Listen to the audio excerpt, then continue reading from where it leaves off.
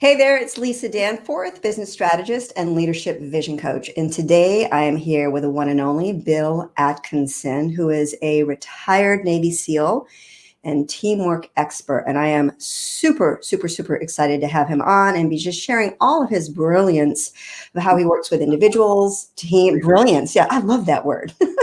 Brilliance, and how he works with individuals, teams, and corporations. Just phenomenal stuff. But before we get started, I would love to ask anyone that is on or watching on the replay, where are you dialing in from? Whether it's a country, a state, or YouTube, Facebook, or LinkedIn. Would love to know. That would be wonderful. And I also want to let you know a little of the upcoming LinkedIn Lives that I have going on before we jump into this whole thing. So today, again, we have retired Navy SEAL, Bill. On the 22nd, we have Lisa Wilson, who is a leadership vision coach, and she's going to be talking about leadership in tough times and how it requires more self-care. I think we can all agree to that. October 29th is a book and writing coach, Paula Diaco. She's going to be talking about the value of writing a book proposal, even if you're self-publishing your book. On November 5th, we have the one and only Christine O'Neill, who is an executive and personal strategy coach. I love that title. She's talking about burnout in the time of Corona and why we're losing our sleep and what to do about it. And then on November 19th, we have Agata Pollock and James Tucker from Cruise Creative Digital. They'll be talking about building real relationships with your audience. So I am going to introduce Bill. I have this beautiful bio. You have done so many amazing things, Bill. It is just going through and looking at all of it was just phenomenal. So Bill is the founder and teamwork facilitator for Elemental Edge Training. He is, again, retired Navy SEAL. And as a young man, Bill was an accomplished musician. I never knew that about you, Bill. But the entire course of his life changed when he made the decision to join the Navy. In his 21 years of service, he gained extensive leadership and teamwork experience as a Navy SEAL, completing his career with distinction as Command Master Chief, SEAL Team 8. I want to hear more about that. You've worked in commercial and residential construction, consulted in organizational, transformational, and change management, and you have provided winter survival, I just can't imagine that one, and movement training to operators from SEAL Team 6. And Bill's true passion is to help others exceed their own expectations of themselves through guided self-discovery. And I was just chatting with Bill about guided self-discovery, and he was claiming life is a guided self-discovery. A lifelong experience. Yeah. So I'm going to hand it over to you. Can you share a little bit more about yourself? I know these are just sort of like the bullets of the amazing things that you've been up to, but share a little bit more about who you are and how you got into this field. Well, thank you, Lisa. And thanks to all that are watching today and all that will be watching if they pick up this video or whatever we call it later on. But I grew up in a middle-class family. We all had the opportunity to do a variety of things, sports, music. My forte was music. So yes, I was an accomplished trumpet player at a young age. And the plan after high school was to go to a conservatory of music as a trumpet major. Things happened. That plan changed. I kind of muddled around for a couple of years after high school and eventually ended up in the Navy, where related to this discussion we're having today, it was a fascinating experience from the get-go. Here I found myself in a multicultural society, in an environment where we were the oppressed and nothing we did was right.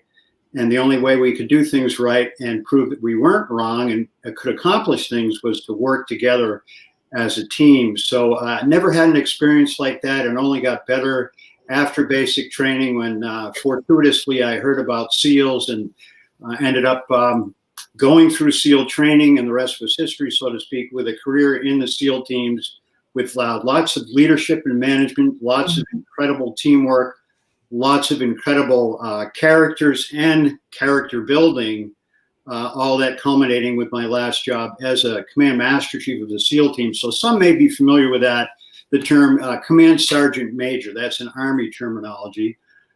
So as a Command Master Chief of the SEAL team, my last tour of duty, what I actually did was I worked with and for the commanding officer of a SEAL team, managing the entire command of 230 people. So that was a great experience, great people experience, great learning experience, and part of the continued process back then of guided self-discovery. Wow. Can you talk a little bit more about that leadership and guided self-discovery?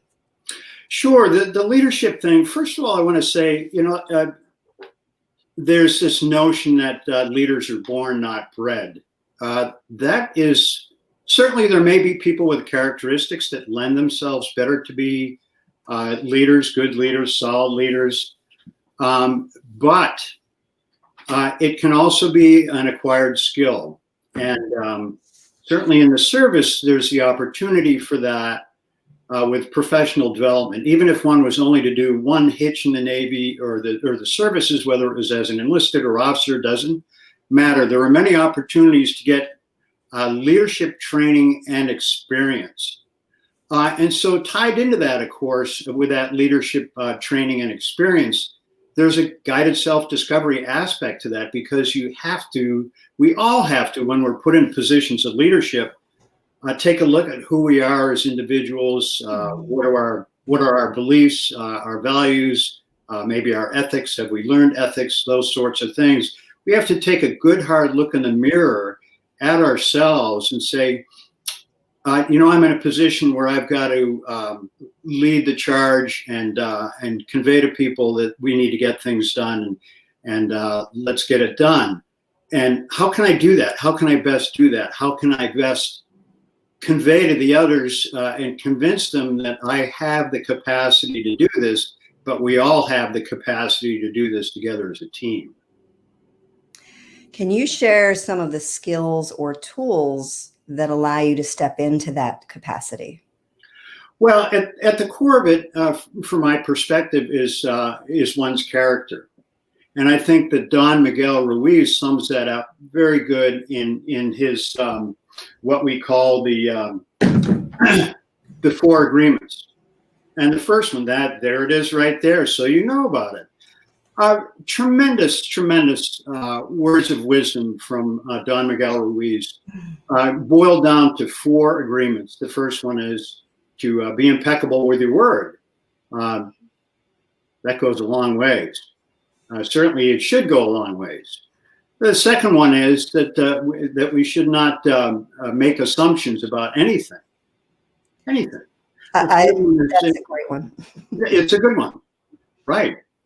Because we know what happens when we make assumptions too, right? Yes, we do. And the third one is not to take anything personally. That is a huge challenge. I mean, that even at a young age, it's very easy for any of us to take things personally. We still see grave examples of that today in our society, in our world, of things that happen to children or even adults that are very personal and very unkind. To not take things personally can be a daily challenge for any of us.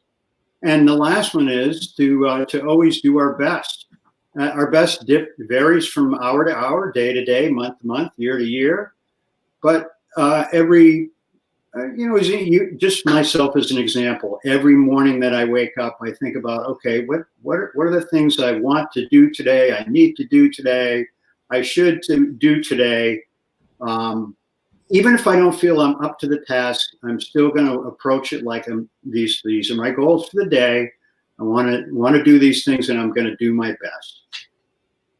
So starting your day with intention. I just think that is, or your project, or in a relationship, whatever it may be, is just whatever it may be. That's right. Yeah. And I want to circle back around to, I think it was the third one, which was don't take anything personally. It was the second one, right? Right. Don't make assumptions. So don't take anything personally. Can you share some insights on that? Because as you said, it is really difficult to not. And as a leader, we need to lead. And sometimes we're going to bump up against not always, the happy team member that we're leading. Can you share some of your expertise and experience with how to lead with character and not take things personally? Sure. So you want a personal example? You can take it any way you want it. Run with it, Bill. A personal Sure. example, or maybe, a client, or just some tools and skills, because I think it's really important. We take things personally so easily. We're not taught to even recognize when we're doing it, right? Absolutely. So reflecting back on the SEAL teams and my last tour at SEAL Team 8 as Command Master Chief, again, managing about 230 people, officer and enlisted, a very rewarding job at daily challenges with individuals within the organization and without the organization, individuals outside the organization. There was when I first took that job, and so myself and the commanding officer came into the command at the same time. So the goal was for us to work together in lockstep, managing that command. We had to deal with a pre-existing situation that involved one of the SEAL operators at the command who was pretty seriously injured in a training incident that, no pun intended, blew up and became a public information both at the local and the national level. This individual was still at the command when we were there. He was at the command for probably about half of my tour. But I learned early on that this individual had orders to go to a basic underwater demolition SEAL training as an instructor. Now, mind you, this gentleman was a controversial figure at the command, clearly, and controversial in public with the knowledge that existed about him and the incident. He had orders to go to BUDS, as it's called, to be an instructor, and I had grave concerns about that. So I made some phone calls, talked to my counterpart out at the schoolhouse at BUDS, explained to him about this individual, the situation. He was already aware of it, but I provided him a few additional details. Not so much to warn him, and certainly not to say, hey, watch out for this guy. He's a lone wolf. He's a controversial character. He's going to cause problems for you at the command. Probably not somebody you want as an instructor at the schoolhouse, but simply to say, hey, this is a heads up. This is the individual that's coming to your command, and wanted to just make you aware of a few things that you may not be aware of. So he was thankful that my counterpart out at the schoolhouse, the conversation ended, and about 2 months later, I got notification that I was under investigation by my own community for interaction that I had with this particular individual who was involved in who was injured in training. Lots of investigating. A high-ranking officer, SEAL officer, came and investigated me. The end result of all of it, and my intentions from the get-go were good, including for the individual that we're talking about, good for all concerned.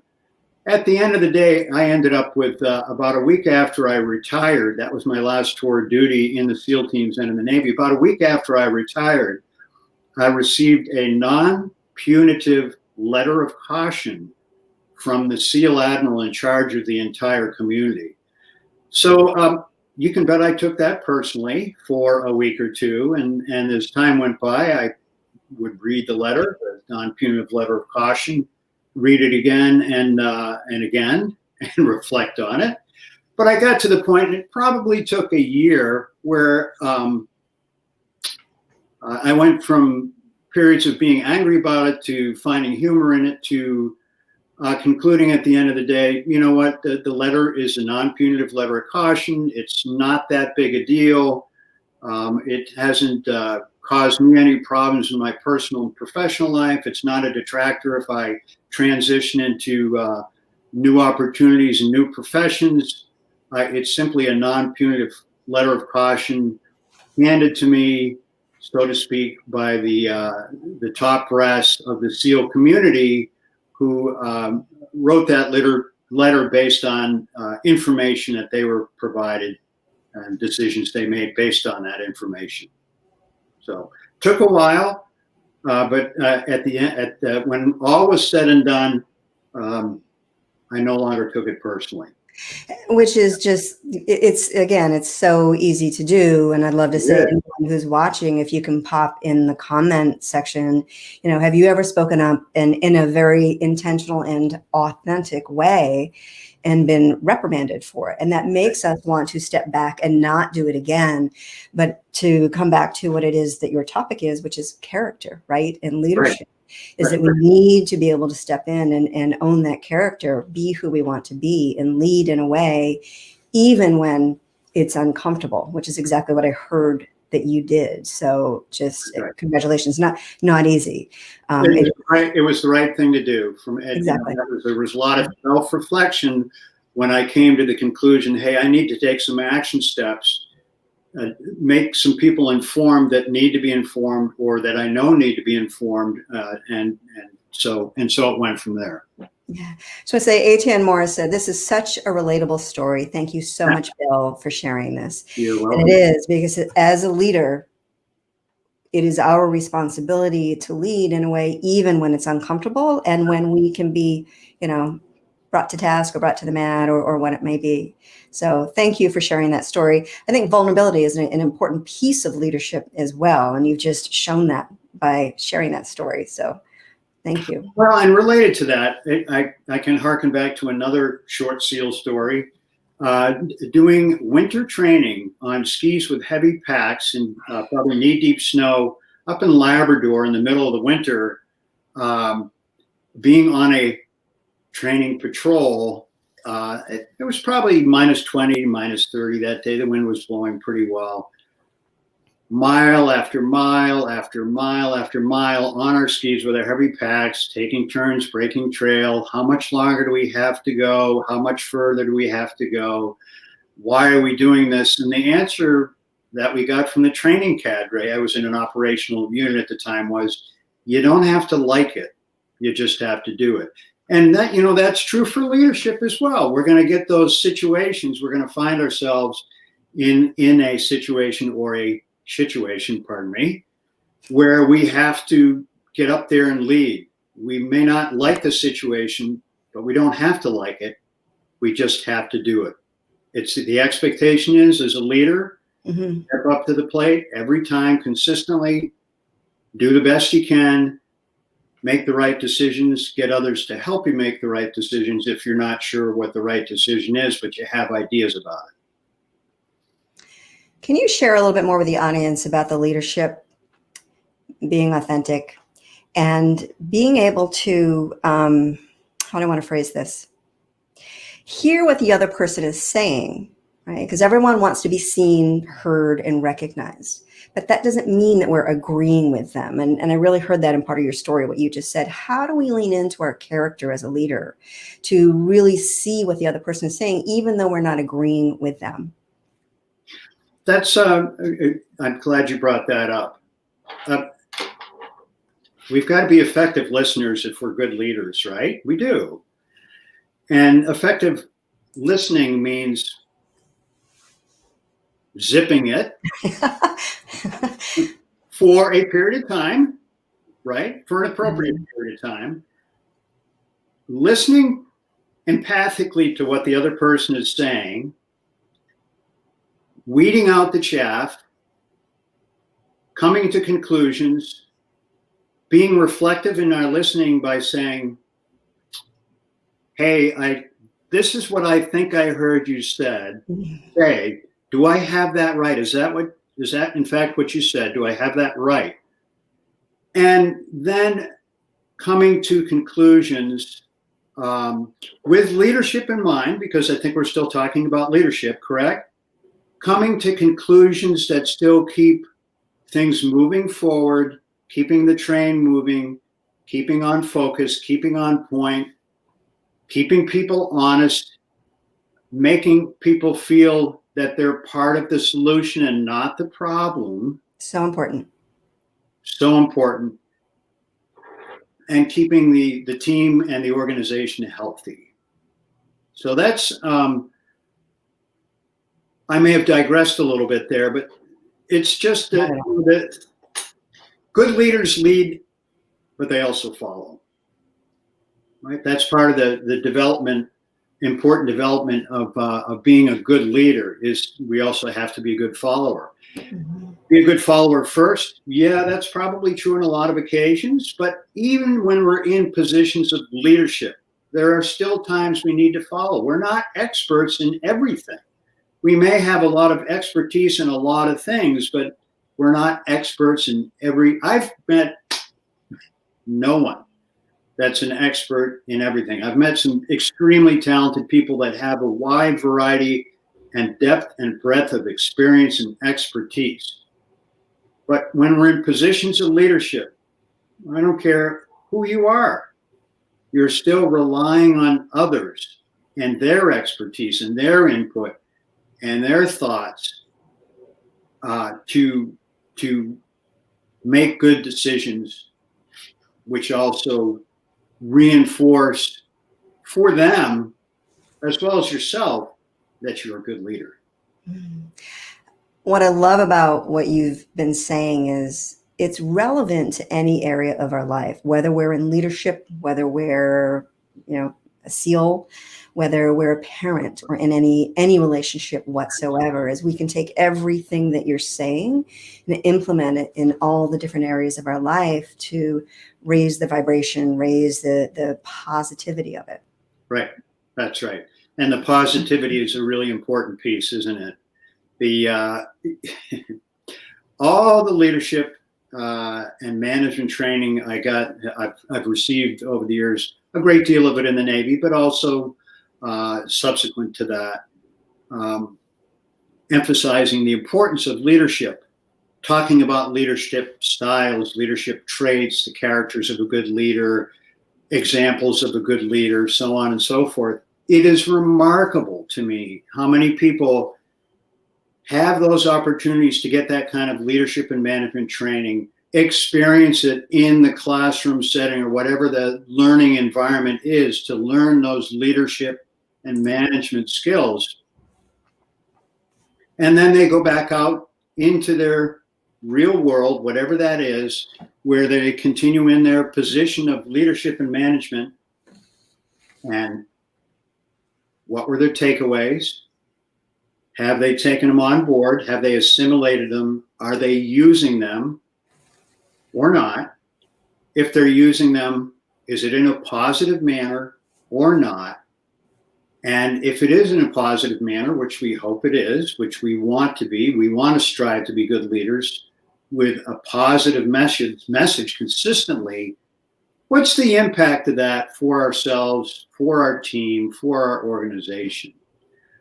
Versus the negative one, who got all that training, got all that experience, has been put in those positions of leadership and management, and they're still just not getting it.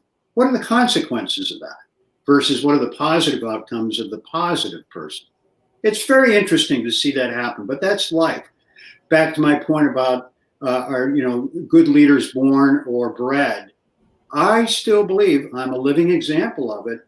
I believe I possess good leadership skills, but I certainly wasn't born with them, nor did I have the confidence to convey them to others until I was well into my 20s. But I'm a good example of somebody that has taken the leadership and management that I've been exposed to, the training and the positions and the experience, and put all that to good use with what I'd like to think have been mostly consistent positive outcomes. Thank you. You're welcome. As someone who goes in and works with organizations and teams and really works with leaders, how do you help them to work with someone who doesn't get it? Like you were just explaining before, they've gotten all the materials, they've been directed, they've been given the tools, but they're just not getting it. Can you give some insight from really as a SEAL? retired SEAL, Navy SEAL, how would you approach that? Sure.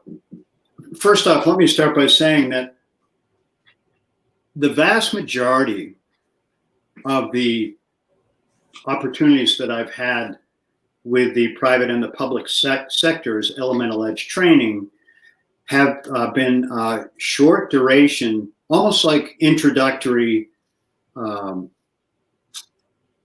trainings, for lack of a better word, that are 3 to 4 hours in duration. I think what's unique about the training that we do, elemental edge training and the elemental edge, is that right from the get-go, it involves the entire group. And again, I've worked with a variety of organizations, both in the private and the public sector. So there's the opportunity with my organization conducting this training, though short in duration, to observe and assess every individual in that brief period of time, that 3 to 4 hour period of time. It may be preceded with conversations, and always is, but it may with the higher ups in the organization. Why do you want the elemental edge to come? Can you give me 1 or 2 bullet points? What are the issues? Give me what are 1 of the 2 outstanding issues or problems or concerns you have with your organization? Inevitably, it involves a few individuals or more. Sometimes it involves teams. Mm-hmm. So in my initial assessment, there's a lot of question asking, and then the feedback, the empathic listening. Do I have this right? This is what I think I heard you say. These are the 1 to 2 problems that you would like us to address in the 3 to 4 hours. And if it comes down to, in that initial assessment, with the follow-on 3 to 4 hour initial training, that it's clear that it's 1 to 2 individuals. And mind you, it could be anybody in the organization, including folks at the top, right? Right, yeah. At the end of that training, I provide feedback. The team provides feedback. Here's what we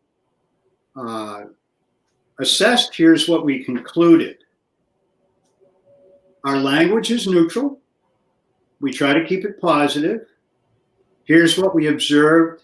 Here are the conclusions we came to with respect to these this 1 individual or these few individuals that present challenges to the organization. Here are some suggestions we have to bring that individual up to speed, to a higher level, to help them gain more awareness of who they are, how they present themselves, where they fit into the organization, what benefits they have to the organization, what additional benefits could they have to the organization, how can they grow within the organization, and how can they help grow the organization, and how long that might take to do that, what the process would be to do that. Interestingly, with the vast majority of the organizations that I've worked with, the answer has always been, that's tremendous feedback. We really appreciate that. You're spot on. We'll get back to you when we want to conduct or would like to bring you in to take things to down that path or to that level. But geez, in the meantime, we got to get back to business as usual. Thanks so much. Checks in the mail. To have you. Great training, and we'll be in touch. So what I really heard you say, and if I heard this correctly, was to really listen and observe with the intent to understand, not with the intent to be understood. As a your organization coming in, but also within the leadership level, and really going through each level of where you're at and where it needs to be the services that is the most needed. Right. Is truly listen, Right. and observe with the intent to understand what's going on for that person with pure compassionate curiosity and no judgment. And that helps them elevate their work, their processes, their positivity. Right. Did I hear you correctly? Right. That's right. It's I believe that most things can be broken down into simple structure, skeletal component things. We try to make things so difficult. Let's just dumb this down. It's very interesting. I'm going to give you an analogy. Give the audience an analogy. There may still be, I don't know, but there may still be this aura of mystique surrounding SEALs. SEALs, they do all these things. They're so capable. There's an aura of mystique. I think anyone in the audience sort of posts that. Is it totally clear about the Navy SEAL? Because it's pretty mystique-y. Okay. I don't think that's an official word, but mystique, I like that. So the SEAL community at large is a great community. Lots of very talented people. And oh, by the way, in case the audience didn't know, women can be SEALs today. I'm not sure if any have actually made it to BUDS, Basic Underwater Demolition SEAL Training, the schoolhouse to become a SEAL, but women can be SEALs today. So anyway, the point I want to make is SEALs are people of high character.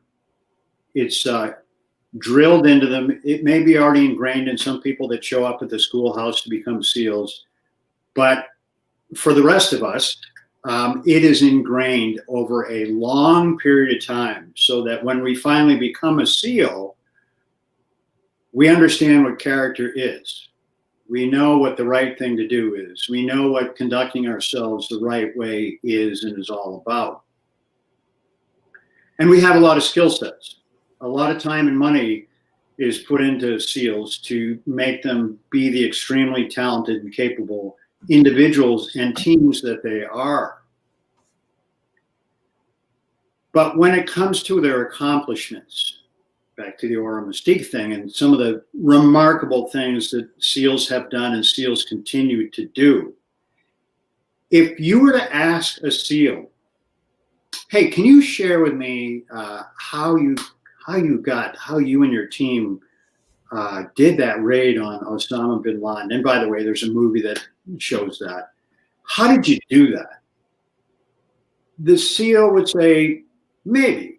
Well, first of all, that's still classified. I can't tell you exactly how we did it, but I can paint a picture, and it should give you a pretty good, clear idea of how we accomplished the mission. Do you want to hear that? Oh, I'd love to hear that. You sure you want to hear it? I would love to hear it. Okay, here goes. So the SEAL would start to explain, perhaps in great detail, the planning that went into that, the planning prior to the mission, just before departing from the mission, and then the execution of the mission, and then the debrief following the execution of the mission. So that person that asked the question, probably about 10 minutes in, their eyes would be glazed over. It's just TMI, too much information, too much. And then the SEAL would say, and that's it. And the person would kind of wake up and say, that was it? That's how you got bin Laden? That was how you pulled it up? Yeah, that was it. The point I'm trying to make is, for all their skills, all their capabilities, all their brilliance, and all their character, as time affords, SEALs break down what they have to do into pieces and parts to minutia. to get things done, but they get them done. And so when it comes to organizations, we can, back to my point of dumbing it down. When we talk about organizations and their ability to be successful and their individuals within the organization and the teams to be successful, sometimes you just got to dumb it down and say, okay, what is it we're trying to accomplish here? Does it make sense? Yes or no? How are we going to do that? How are we going to get there? When do we need to get there? At what point do we need to be doing this and doing it well, satisfying our customers and creating opportunities and products and services that people want, because we're successful and we got something that people want. How do we do that? Dumb it down, break it down into pieces and parts, sometimes into minutia, to get to that point, to get that point beyond. Yeah, not always easy, definitely to do. Most people don't want to get that granular. It's not easy. A lot of people like to take the short path to success. Yeah, there is no short path. I'm still looking. Jeff Wilcox said, I find oftentimes leaders don't realize the size of the shadow they cast. What seems like nothing at all to them can have significant impact on others. Leadership is such an important responsibility. Thank you, Jeff, for Jeff, I hope you're doing well. And Jeff, I also want to say, I've noticed that you've popped into the StreamYard, and if you want to jump in and participate in this conversation, you can jump back in, because when you click on the StreamYard link, you're brought to the event, but I'll have to allow you in. And I always like to ask, because not everyone's ready to go on to camera. So if you want to jump in, Jeff, come on back over. And then Will, if you want to jump on as well, I see that you're here. We'd love to have you join in on the conversation. So just to move forward a little bit, Bill, about what you've been talking about, one of the things that you had said as far as character setting the example as a person and as a team, you were going to talk about the whole person concept and the SEAL ethos. Can you share with the audience about that, please? Sure. The whole person concept is there's nothing rocket science about it. It's really tying the whole person concept into the conversation we've had up to this point. Certainly at the core of it would be the 4 agreements. If we want to take that a little further, to do the right thing even when no one is looking, being ethical, having an interest in other people, concern and a desire to work with other people, wanting to be part of a team, wanting to work together to succeed. It's been drilled into me, and there's such value in it. I can't think of any occasions where well, I guess I could think of a few, but there's not a lot of occasions when I'm out and about where it doesn't occur to me that doing things with other people is invaluable in so many ways. So the whole person concept is really at the crux of it is personal life, professional life, coming together as one, indistinguishable. They're not mutually exclusive. I'm not quite sure why. They're not mutually exclusive. So we have our personal lives, we have our professional lives, right? So what I do for work today, what I do for work tomorrow, it's my job. It's what I'm doing at that particular time. But my persona and who I am as a person doesn't change from day to day. It doesn't. Those two things, the personal and the professional lives, it's all embodied in that persona. Who are we as a person? And that whole person concept, that's it. They're relatable. It's, again, the points I made a few minutes ago, delivering a positive message, being on point, caring about people, always doing our best. Always doing our best. regardless of the situation, circumstances, where we find ourselves, whether we're in a grocery store, in front of a large group of people, in a very tense situation that was totally unexpected, we were blindsided by it or didn't see it coming, whatever it is, tied into that, the whole person concept, another important point, I believe, is awareness. Self-awareness, but also awareness of our surroundings, right? What's going on? Do I step out the door blindly every morning? Do I jump into the car and I'm in a hurry and I don't think about what might be going on before I turn the key and put it into drive? What kind of an impression am I making on other people? Am I aware of that, or am I completely clueless? So the whole person concept really comes down to taking a good look in the mirror, seeing what we see, receiving feedback from that look at ourselves in the mirror, maybe being so bold as to ask others for feedback on how they see us.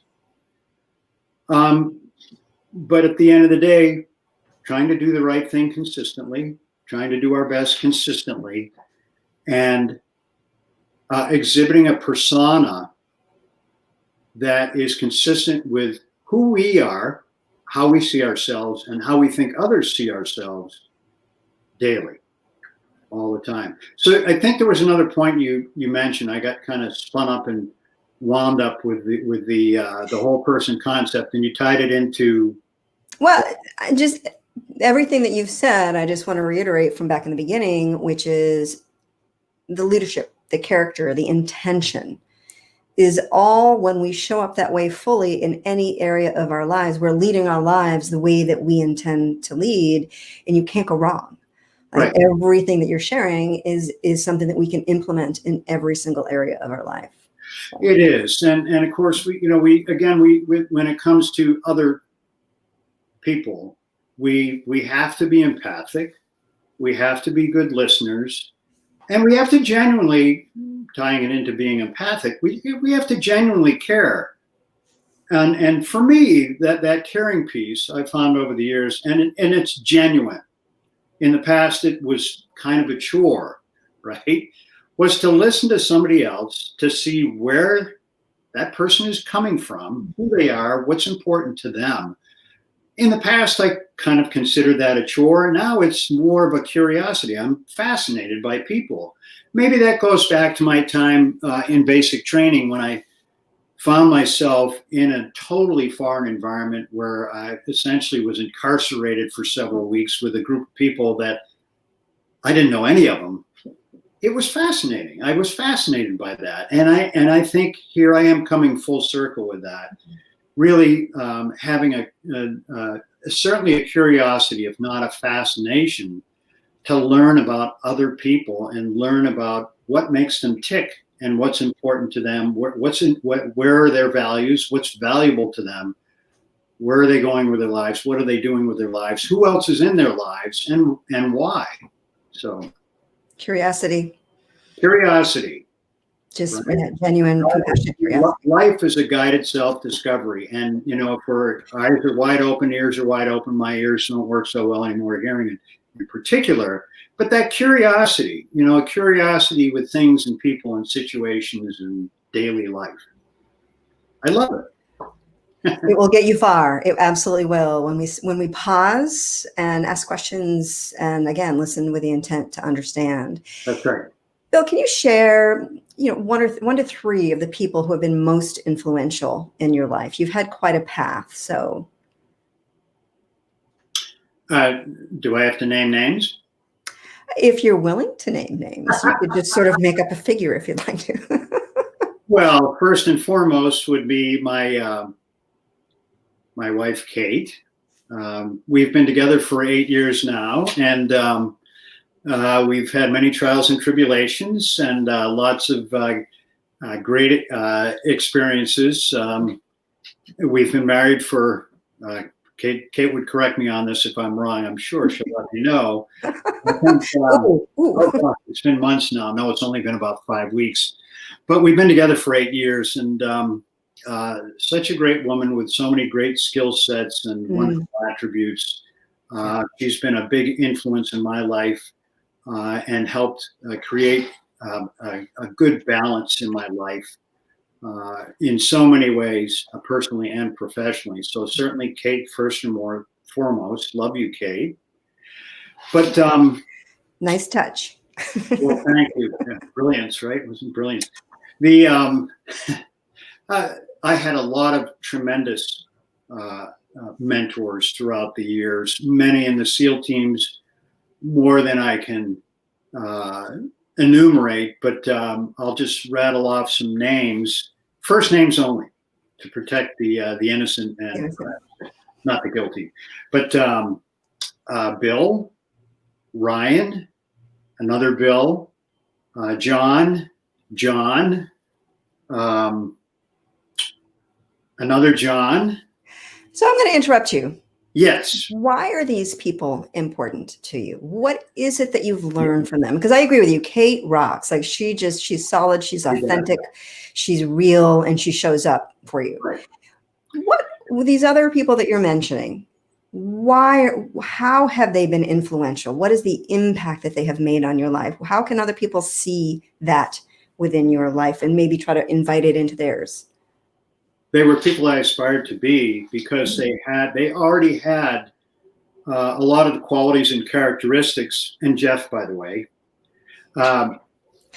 qualities and characteristics that I either possessed to some degree or wanted to possess to a greater degree, or in the case of some of those qualities, knew I didn't have but wanted to. And so they personified those things that I strive to be. And so I was fortunate to have them most often as leaders. Some of them were peers, but also to be able to have great conversations with them, both in relaxed situations and stressful situations that hammered home how skilled they were, how capable they were, how influential they were, how well they could get people to work together as teams, how well they could lead teams, how well they could follow when they needed to follow. And when all was said and done, doing that frequently with a positive message, being stern if they needed to be, being kind when they needed to be, but keeping things hunky-dory, positive, and moving in the right direction, adapting, overcoming, and succeeding with consistency. That's it. We just had one of our audience members, Kate Payne, ask what were the qualities of the people. So, yeah, and those qualities were they were the qualities that we've talked about previously. You know, doing the right thing. You know, their persona was consistent in their personal and professional lives.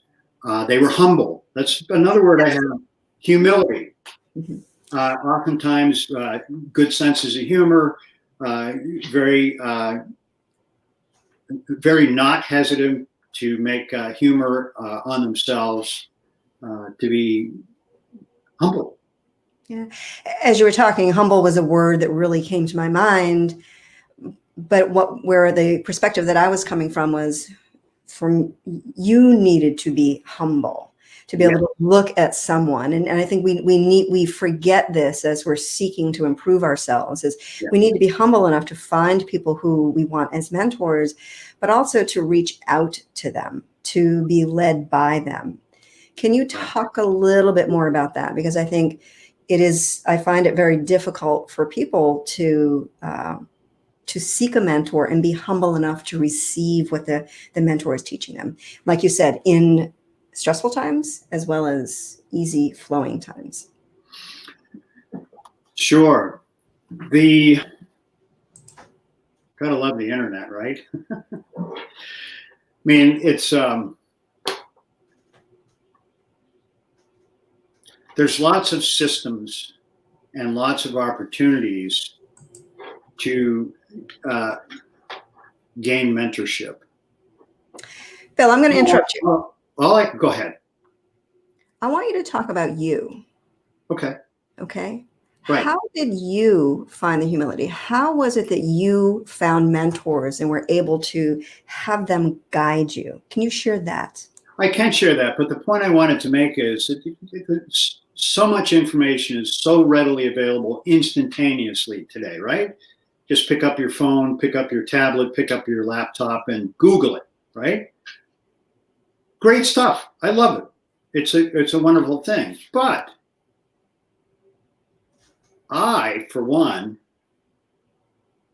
know, and I also believe that others should seek out a personal contact, personal, professional, whatever you want to call it, but a contact with another human being for mentorship.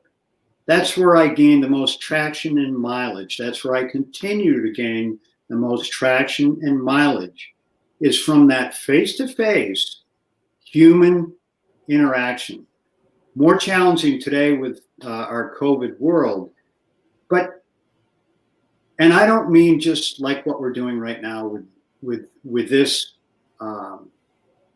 media that we're using, Zoom, which is wonderful. I'm talking about that personal interaction where you can see the nuances. You can put your hand on someone's forearm or say, yeah, I got that. And they can see that too. Invaluable.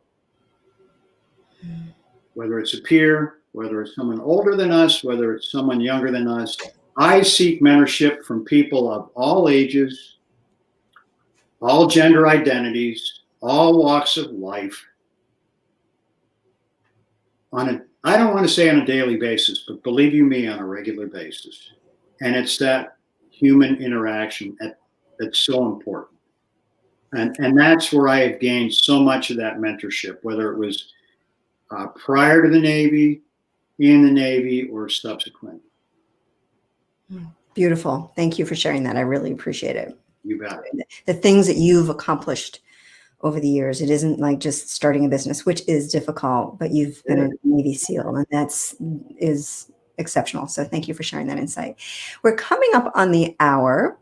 And I'm happy to stay a little bit later if anyone wants to stay on and have a conversation. If anyone would like to join live in the conversation and actually be on camera with us, we'd love to have you join us. You just need to click the StreamYard link.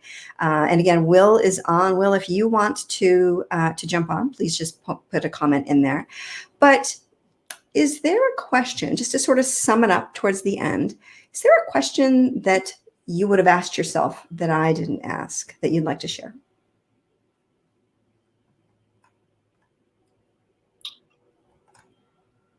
Let's see. I'm thinking. Hang on a second. Let me take a little peek here at my stuff to see if there's something that perhaps I would want to share that we really haven't talked about.